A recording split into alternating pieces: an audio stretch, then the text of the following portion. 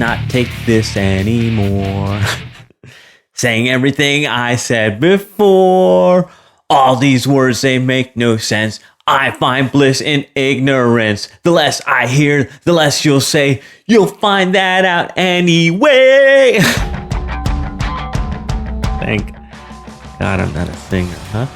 Because that would be pretty bad. Little embarrassing there. But have I ever told you that my favorite band in the whole wide world was Linkin Park? After my mom died, I was in a deep depression. And my buddy Jay got us tickets to a mega concert with Metallica, Limp Bizkit, and Linkin Park. At that time, Metallica was still my favorite band. But after seeing Linkin Park in person, I was converted. Something about their music hit home with me. And I've never stopped loving these guys. In fact, I lost my voice at that concert, screaming, "Shut the f up!" at the top of my lungs that day. Wondering why I'm telling you about this? Hang on, you'll see. We listen to music in the car a lot. In fact, all the time. Huddy is always down with Maroon 5. He even sings along with Adam. He likes 21 Pilots too. But whenever we play Linkin Park, he begins shouting, "No, no, no music!" He can't stand the sound of them. Just one note of Linkin Park and the shouting begins. Anyone else might just play nursery rhymes for the kid, but I'm not anyone else. I'm going to condition this boy to like them. So you know what I do? I make him listen to Linkin Park all the time at home. And he sometimes tunes out. He sometimes yells at me, but sometimes he sings along. What's this got to do with you? Maybe nothing. Or maybe everything. If you're listening to this, you might not even have a podcast yet. You might think a podcast is the only way to leverage the power of audio in your marketing. You may be waiting until you have everything perfect so you can start your podcast. And this could be a dangerous move for you. Why? Because you could be missing out on reaching people in your market that prefer audio. Your competition is already doing it. They're already in their earbuds right now performing Inception while you stand on the sidelines trying to get all your ducks in a row. While you sit around twiddling your thumbs, other people are growing their authority massively using the power of audio content.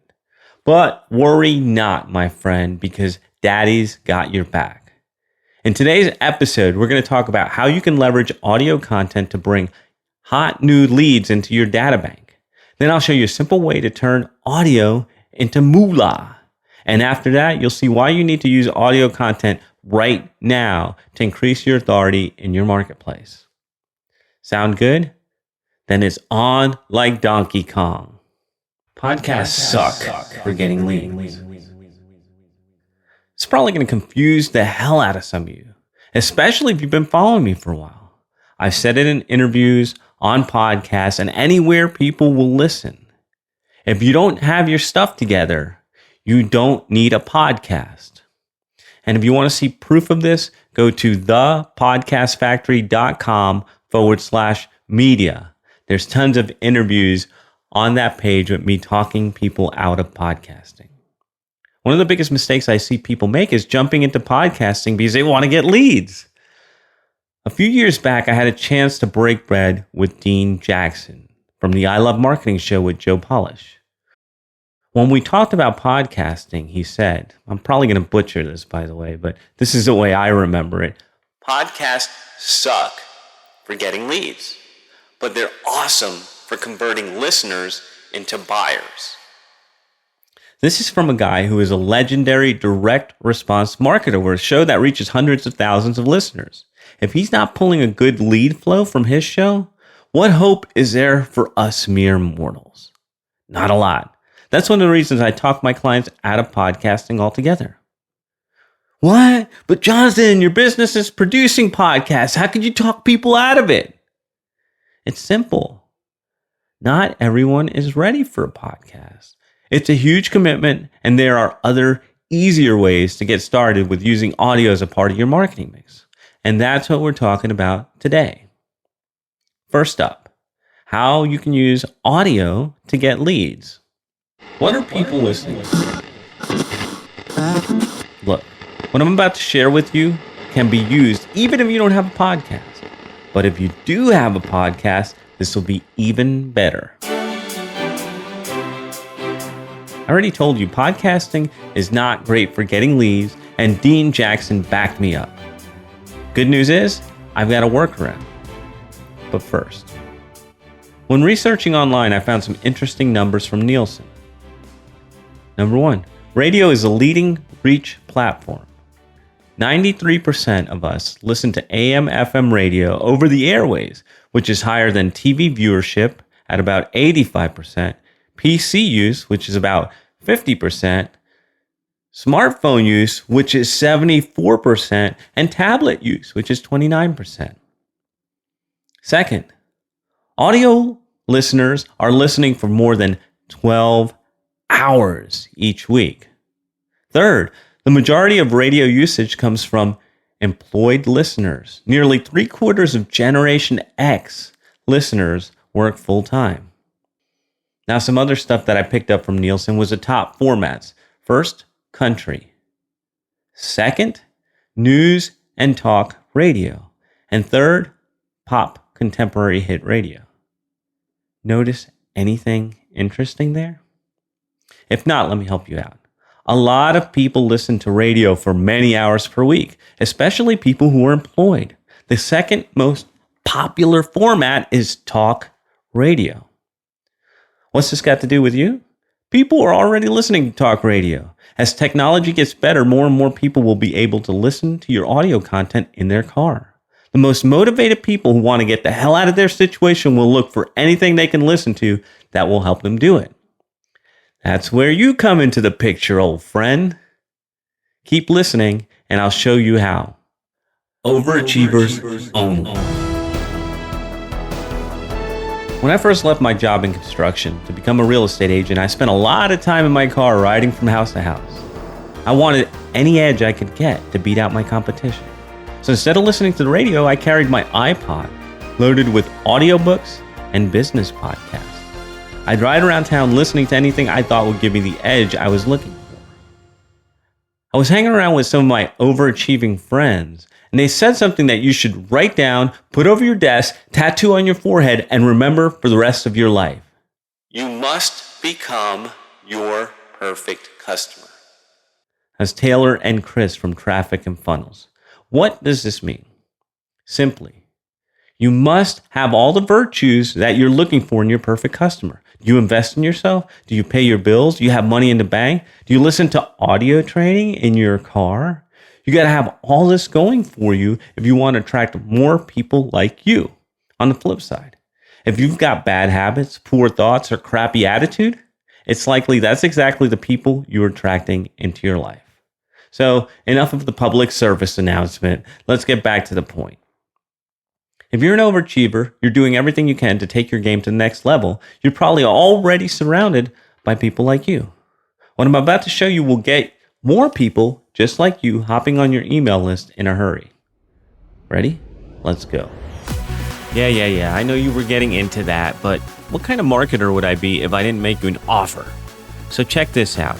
How would you like to spend more time with your family and less time on your business? Before anyone chooses to do business with you, they need to know one thing. Can I trust you? But building trust can take forever, and I know you don't have that kind of time. But what if there was a way to build trust in minutes instead of years? Would you want it? I know you would. So go grab yourself a copy of my Digital Daddies Toolkit. Inside, you'll get my top 3 speed influence tools to make you a trusted expert in any market fast. Go to daddiesworking.com/DDT to grab your copy today. List Building Lifestyle. Yeah, I borrowed the title to this section from one of my friend's podcasts. We talked about overachievers and the things they do to level up. Here's a simple way to use audio content to get those overachievers on your list and in your world. Step 1. Find a major pain point in your market and create a piece of audio content talking about what the problem is and why it's costing them money, time, or happiness. And then tell them what they need to do to avoid that pain. Remember not to tell them how to solve it. The how is what they pay for. Step number 2. Put up a landing page geared towards their pain points and offer a solution in the form of an audio download. Step 3. Ta-da! Collect leads and start emailing them daily. I already hear the moans and groans from you guys saying, all that buildup for this? Yeah, that's right, bub. There's nothing new under the sun. I'm here to remind you to shut up and listen to me. This works. Take a look at Michael Senoff's business, hardtofindseminars.com. It's all built on using audio content to get leads and make sales. If you already have a podcast, this is much easier for you because all you have to do is rework some of your old episodes for this. With a little editing and some new calls to action, you can get more mileage out of each episode by doing this. Typically, what I do for my clients is plan out content in a series of 2 or 3 shows. Then we combine the audios into one longer audio. We add in some new commercials for back-end offer. We slap up a landing page. Then they add a sidebar CTA or after post CTA to their website and voila! New lead generating machine from audio content. So quick recap. A lot of people listen to talk radio. It's getting easier to get into people's cars. So a great way to leverage what people are already doing is to create some talk radio style content that talks about your market's pains and what they need to solve them, but don't tell them how. Slap up a landing page and start collecting leads. Email them daily and offer to solve their problem with your doodad or service, and boom! Make dough with audio. Inside Podcast Mogul number 1. If you don't know where to get that, you can get it over Amazon. I give you a detailed plan on how you can create products which people give you money for even before you're making them. Now, I don't have time to go into all the gritty details right here, but if you haven't picked up a copy of that book, go to thepodcastfactory.com/Amazon and look for the Podcast Mogul Volume 1. Inside Chapter 4, I explain everything. Onward. I have some rules that apply to any business under the sun that wants a podcast. Rule number 1. You must have an email list and they must know who you are. Rule number 2. You must have a product and people who have purchased it. Rule number 3. You must have a good reason for starting a show. Otherwise, it'll be hell for you. How did I come up with these 3 rules? Trial and error. In my first 3 years online, I launched 2 podcasts, recorded 104 episodes, invested hundreds of hours and thousands of dollars, only to figure out I was doing it all wrong. It wasn't until 2013 that I figured out the correct order. Build email list, sell them product, fund podcasts. That's why I have to talk people out of podcasting all the time. Depending on where you are in your journey, you might be better off building a product and getting some cash flow in the door before moving on to other things. Not too long ago, I was talking to an A-list copywriter who was referred to me by one of my best clients. In his words, he wanted to put himself out there so he could reach more people and build a list. He thought a podcast might be the right avenue. I got on a strategy call with him and found out the reason he really wanted to start a podcast was because he was looking for a way to diversify his income. So it wasn't all tied to trading hours for dollars doing copywriting work. I ended up talking him out of podcasting altogether because you got to have a list, you got to have a product, and you got to have a good reason to start a podcast. Instead, I focused on his need to diversify his income and came up with a plan to create a product for him, build his lead gen and sales funnel, and get some JVs to help him launch.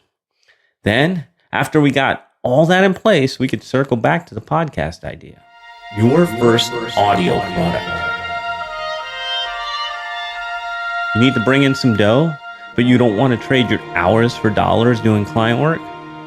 You see everyone else making big, fat members areas with tons of videos and bonuses, and you think you need to do that too. You don't. What you should do is think about your ideal client. Think about their pains and needs. Think about what keeps them up at night and pick one thing that you know you can help them with and make the focus of your product that one thing. All right, pay attention because this is important. I'm about to show you how to turn this idea into a product. You ready? Step number 1, outline your product using the simple system I show you in this video. You can find the video at thepodcastfactory.com/podcast-episode-plan. Step number 2, record your audio and have it mixed, mastered, add in music and commercials. Step number 3, have it transcribed. Step number 4, rewrite your transcript into a manual. Step number 5, package up your finished audio and your manual into a downloadable product and start selling. Now, another much easier way to do this is what I did for one of my clients. He's a trainer who works with C-level corporate types in big companies. His usual sales cycle from meeting a person to turning them into a client was about 6 months. We put together a finished audio CD and printed report along with a cover letter so he could actually drop it in the mail to his prospects to shorten his sales cycle. So quick recap, you don't need a podcast to make dough with your audio. You can target one of your clients' major pain points, record an audio with the solution, and create a book to accompany it. Then use this as a simple audio product. The Authority Amplifier. One of the most common reasons my clients come to me for help with their podcast is they want to increase their authority in their market, but they don't want to do any of the grunt work. Luckily, I've got a team of grunts who love to do all the behind the scenes, unfun, unsexy stuff that comes with having your own podcast. In fact, I remember when I landed my first big client. You may have heard of him. He's known as the king of the one email workday, the guy that inspired me to write daily emails. If you haven't checked him out, he's Ben Settle, aka El Bembo. You can see his work over at bensettle.com. One morning, he woke up and had an epiphany. He realized that growing his audience was almost as important as growing his email list. That's when he decided that he wanted to start a podcast so he could reach more people and increase his authority in the email copywriting scene. We talked a bit, and I brought him on board as client number 2 at the Podcast Factory. We did a little test in the first few months of the show. I had him use a tracking link to send to his email list whenever he promoted the show, and we looked at the number of clicks he got versus the number of downloads he had, and we were delighted to see that he was getting about 10x the number of downloads versus his link clicks. Talk about an authority amplifier. Here's what Ben said about working with me and my team. Jonathan has given me near instant access to tens of thousands of potential new leads, customers, and sales by helping me with my podcast. Sales are up, website traffic is up, and my newsletter subscribers are bonding to me in ways I never could have done without this service. Thanks, Ben. And you know what? You don't even need a podcast to do this. All you need is some well thought out, well planned audio content, along with a plan on how to promote it. Then you can tap into the market that listens to audio 12 plus hours per week. Edison Research did this study called the Share of Ear Report. If you Google it, you should be able to get your hands on the latest version. The last time I looked at it, it said that podcast listeners are highly educated. They make more money, and they spend more time listening to audio. Just because you don't have a podcast doesn't mean you can't get your share of ear from these people. All you got to do is go back to part 1 and part 2 of this audio for ideas on how you can reach them. Yeah, I know, it all sounds too simple, but I assure you, creating good audio content will help your listeners bond with you, it will increase your authority, and it will shorten your sales cycle. Man, we covered so much ground today. Let's do a quick review. Millions of people listen to talk radio daily. If you focus on your market, in particular, what ails them, you can create content that'll get their attention. You can use that attention to get leads, make sales, and grow your authority in your market. By focusing on what your market needs first, you'll step out of the shadows and into the adoring light of your listeners who will bond with you, trust you, and most importantly, give you their dough. All right, that is all I have for you today. I have no clue what's coming up next time, but you know it's going to be good. Daddy's out. This is thepodcastfactory.com.